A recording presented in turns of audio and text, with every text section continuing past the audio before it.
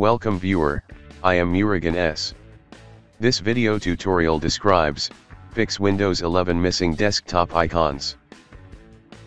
First step is click Start, Settings, click Personalization, click Themes.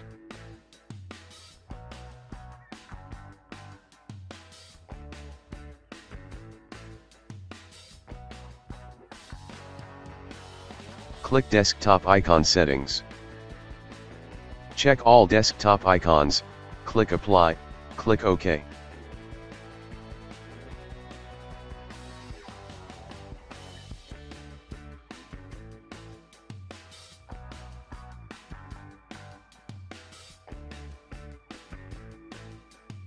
Second step is right-click Desktop, click View, click Show Desktop Icons.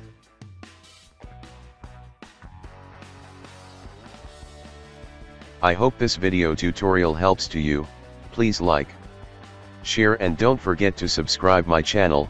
Thank you very much. See you next video.